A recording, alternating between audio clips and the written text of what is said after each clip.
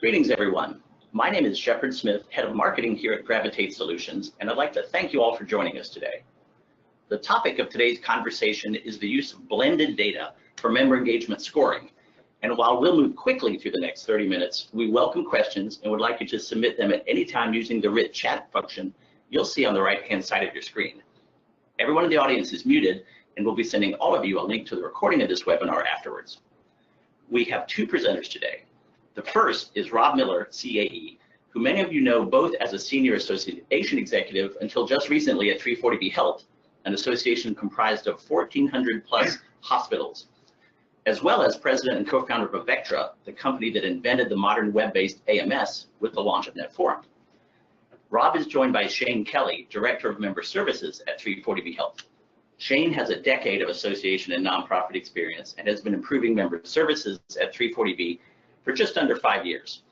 Shane and Rob work together to conceptualize and implement member engagement scoring, and both will be sharing their real-world experiences with us.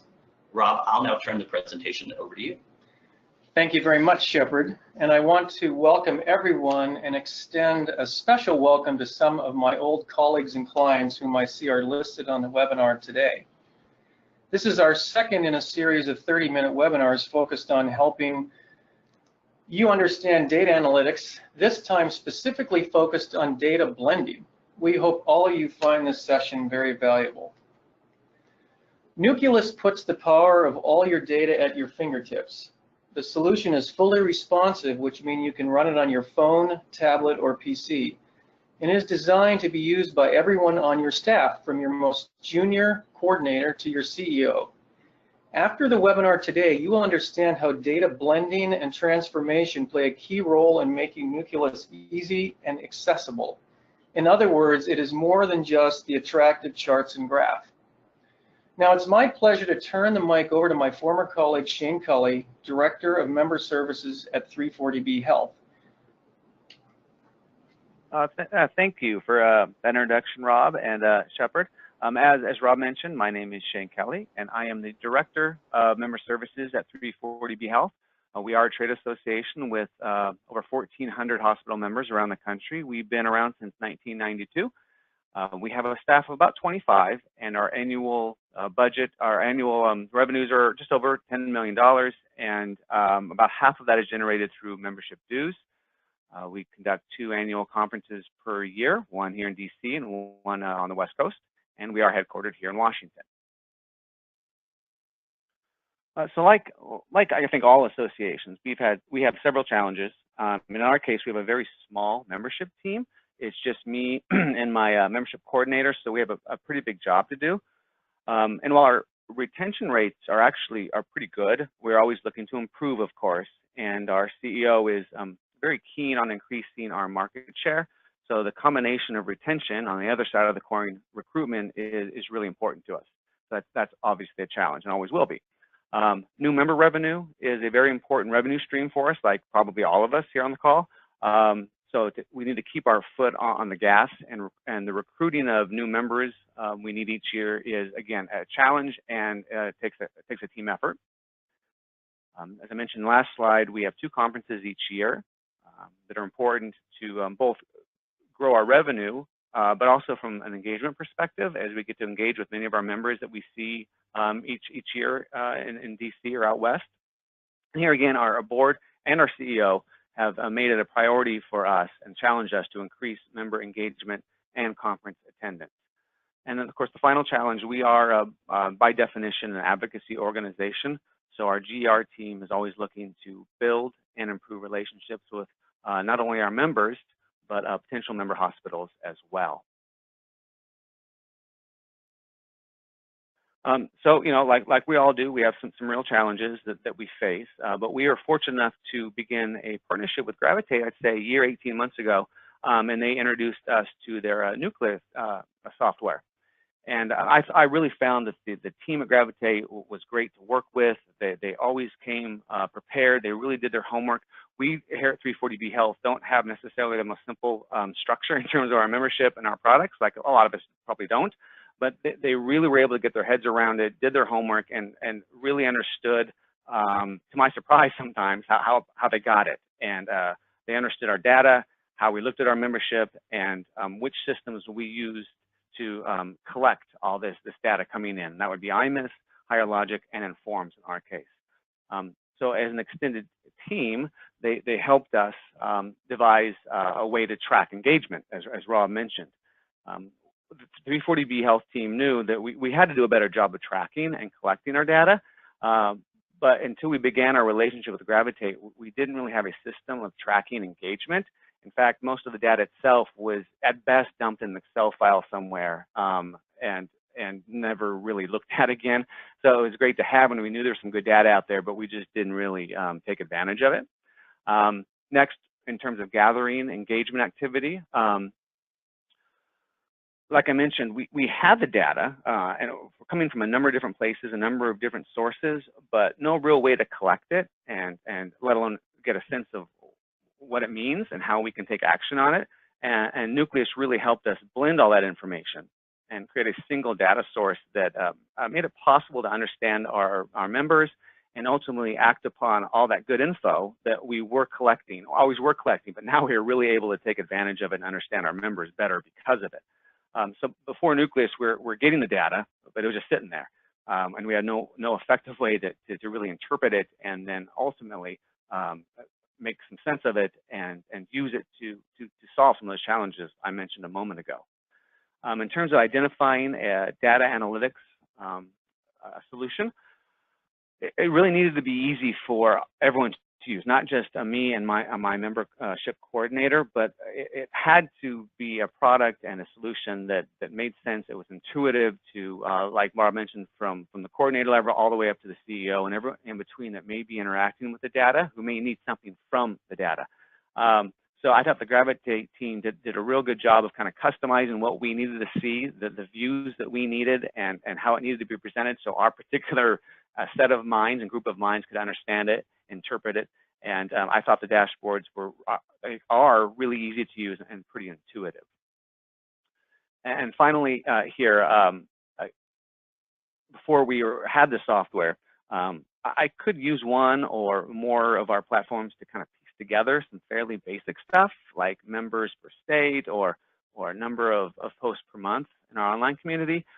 But now I'm really able to get some good insights, some really juicy stuff into our membership's engagement and their behavior, which kind of takes us to a whole new level of understanding our members and ultimately how to best reach them and then to ultimately market to them, which is the important thing. Okay. So what does that all mean?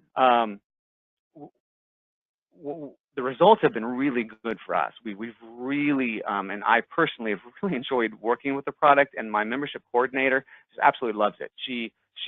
It's so intuitive, and she can find answers to her questions fairly simply and easily. It's very rewarding. It's like, I need to find an engaged member in this congressional district, and she can go get it. And it's nice to be able to call up that information easily, quickly, and then provide information to our leadership team when they call for it. Obviously, we did our due diligence and we reviewed the industry platforms that are out there, but we determined that Nucleus was the best option for us and to tackle our particular problems. And as I mentioned before, the folks Gravitate really did make it a team effort, which we all really appreciated. They were on board and in it with us from the beginning, because coming up with this engagement scoring system was not always easy, and that's fine. That's part of the process. But they were always there. They were very patient with us as we had a lot of different ideas flying around, and they were able to kind of capture all that and share those best practices with us when we were kind of creating that engagement scoring and what our ultimately the software would look like for us.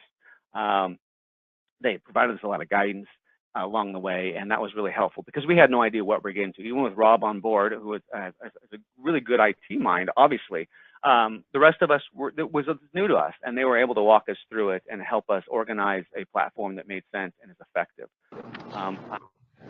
So one of the first things we did was develop that engagement tracking scoring, where we assign points to actions we find important, that we find desirable for our members to do. For instance, we give 1 point for a member or a potential member that opens an email through our Informs platform.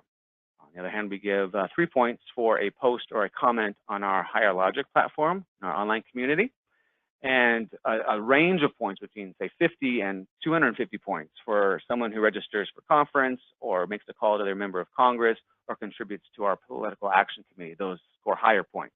So we collect all those points from all these platforms, and it's all brought together and aggregated in one spot. And then we're able to get those scores and understand our membership in a way that I didn't think was possible before this. So it's a really, really effective tool. And some of the ways I use these scores, I can easily find members with low engagement. And that's like, okay, well, why do you care? I think a lot of us know that low engaged members are unfortunately the most likely to drop their membership. So I'm able to find these folks that are not very highly engaged, then I pursue them with a call or an email, and I engage them and make sure that they educate them on their tools and resources available to them, and the product lets me do that.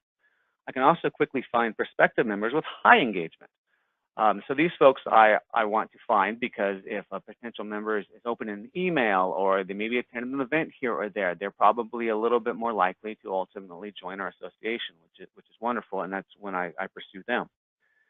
It's also a nice place to find individuals with high engagement who don't attend our conference, because they're a perfect candidate to attend a conference because they're engaged in other ways, just not going to conference. And getting that, say, list of folks that aren't attending conference but are engaged, we can then talk to them and understand, well, why aren't they going to conference? Is there a programming issue to conference? Is there another barrier that we can help them overcome to attend a conference? And one surprise that my CEO really loves, it's an easy tool to identify and evaluate board nominees based on these composite scores that I talked about. So obviously it's not the only way, but if you have, say, 36 or 48 potential board nominees, and you want to winnow that field down a little bit, one way that we did it here was to look at their engagement score. And if it was really high, that showed us that they were engaged in our tools and our resources. They were attending webinars and going to conferences and writing an op-ed on behalf of our program. And that was kind of the first step we took in kind of understanding who might be the best options to become a member of our board.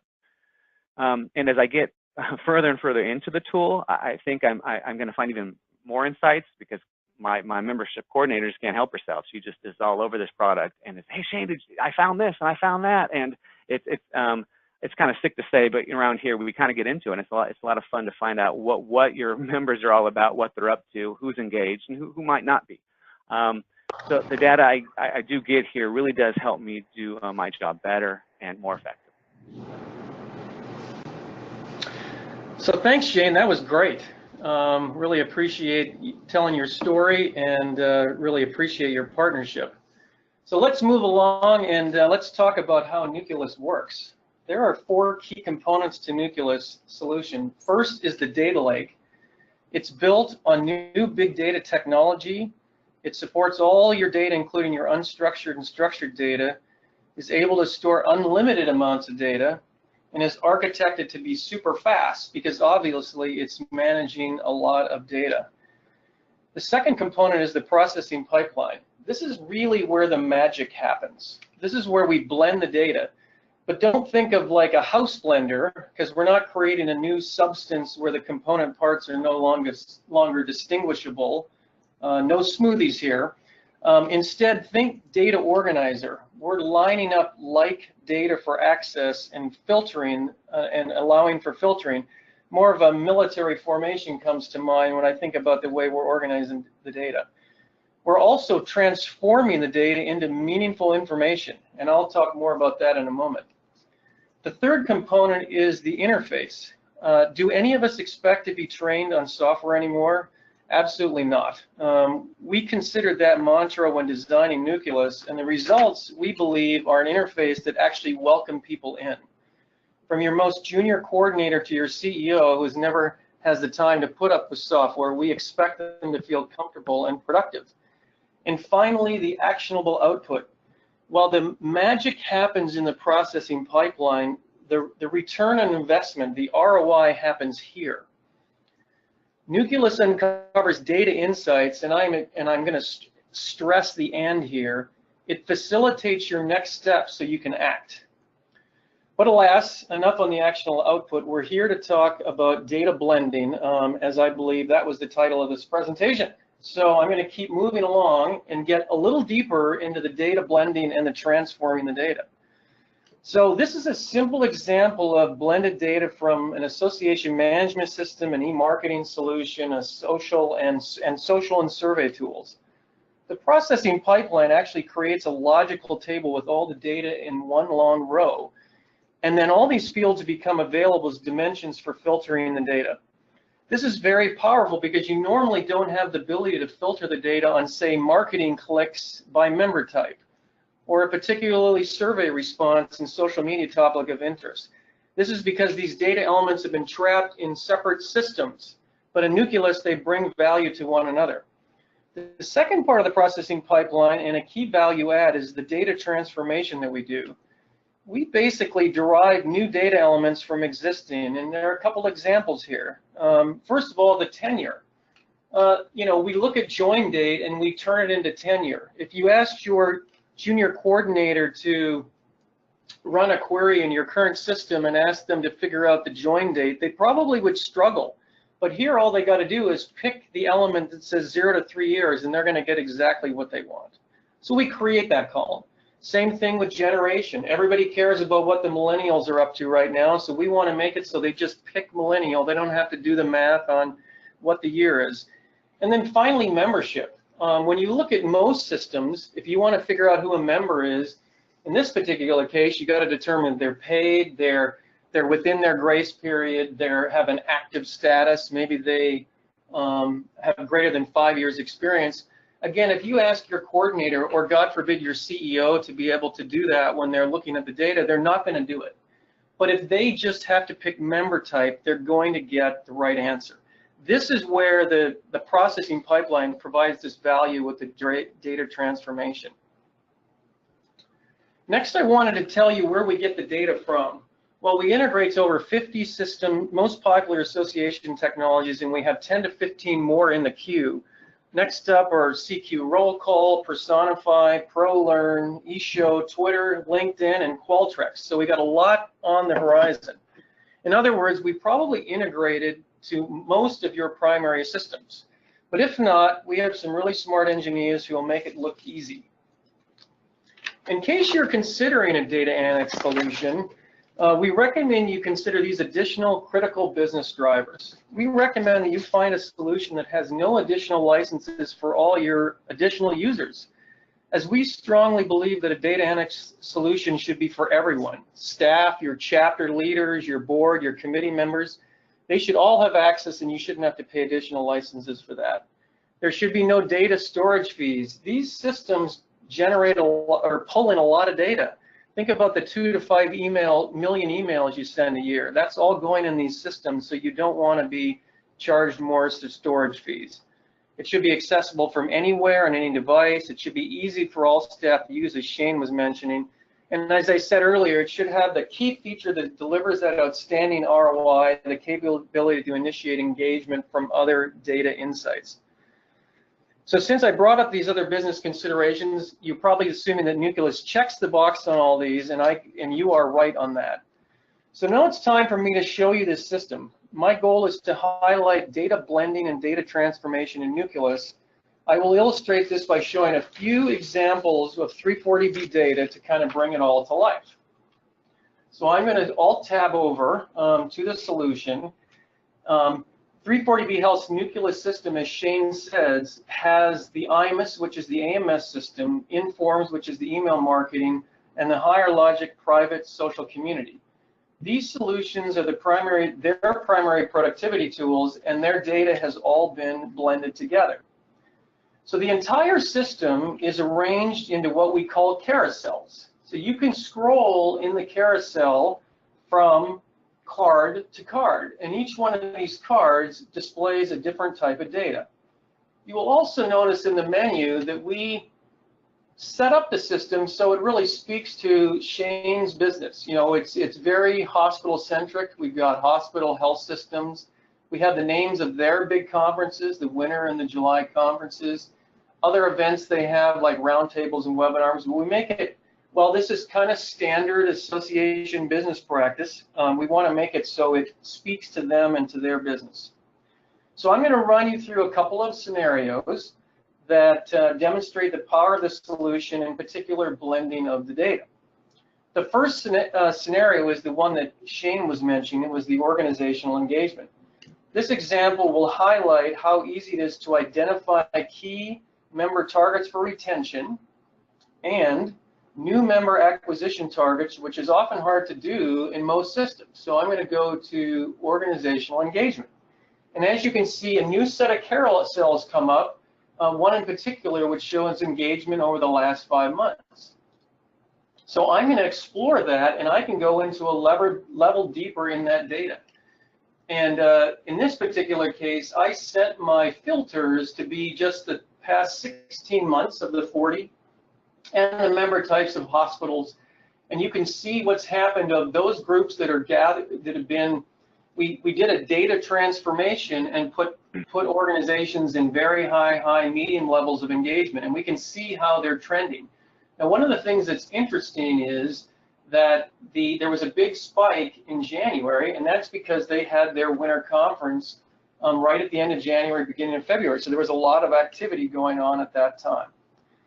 And as Shane indicated, the way that we constructed the engagement platform is we gave 1 to 2 points for like an open or a clicked email, 3 to 5 points for a social activity, a post, a response, loading of the library, 10 to 250 points depending on what activity they were doing in the AMS, where there was event registration, committee participation, PAC contributions, a call to member of Congress.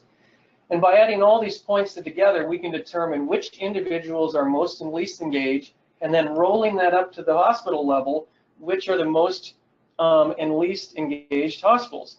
We even decay the activities, because obviously we don't really care who opened an email 3 months ago. So all the activities have a certain decay level. So once you have this all set up, and this is where I want you to think back to the processing pipeline, because that's where that takes place, it's actually very easy to find your retention and acquisition targets. So let's do it. So below each chart, you can then drill into the data. And so what I'm going to do is I'm going to say I just want to filter on the hospital systems. In fact, I'm actually going to say equals to hospital systems, so I only get those. And then I'm going to only look at the data that's in March 2019. And so now what I have is I have my hospital systems that had engagement in March of 2019. And so what matters to me now, and what mattered to Shane, is first of all, who are our most engaged hospital members? Because this group may be the best group to call to ask them to contact a member of Congress. Maybe they need to contact this member of Congress in New York District 12. Now, the other thing that Shane was mentioning, though, what he really cares about, because he's thinking about retention, is who doesn't have any engagement points. And in fact, when Shane and I first did this project, we were shocked to find out that we actually had members whose hospitals had 0 engagement. That means that they had staff who hadn't done anything with us.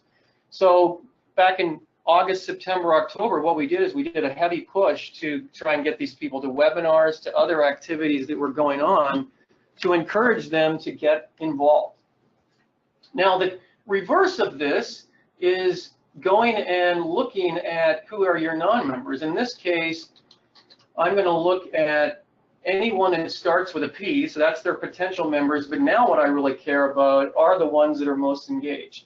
So these are Shane's targets for acquisition. These are the ones who are very highly engaged and could be very actively targeted to become new members. So those were the key things there. I do want to show you quickly this one other tab where we get to the organizational points by activity. What this is showing me is, again, I'm going to switch this to just March. And also, by the way, I could have used these the filters on the right side as well to limit this, but sometimes it's just easier to do it right in the grid. And you'll see if I sort by a name now, you can see how this particular organization got their points. They got it by attending roundtables, opening, so that would be the AMS, opening an email. There were 17 emails that were opened by their staff, so they got a point. The webinars, that's from the AMS. The clicks, that's actually the email system again. And it just goes down. You can see there was logins, that was the discussion forum. These are all getting different types of points, couple hundred points for the conference. So as you can see how we pulled the information together. So the result of that is that Shane was able to identify his members at risk and his non-members that were great for acquisition, and so it was very valuable for him. The second scenario I want to show you is going to his winter conference. In this particular case, we're always very interested to know, like, to try and grow the number of corporate partners that are going to the conference. And we really wanted to understand, like, when we should be opening the conference. Should we do 12 weeks in advance, 14 weeks in advance, that type of thing. So we were able to explore the data. And here I set our the year. I did the last. Let's clear this and do all the years to start with. And here you can see basically a week's out of registration, and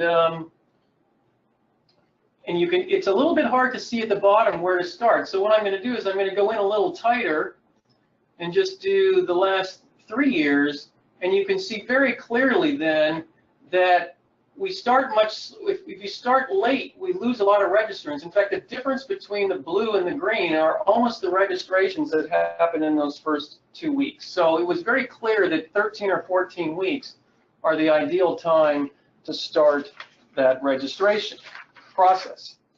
The third scenario I want to show you is something that we did as kind of a test for 340B Health.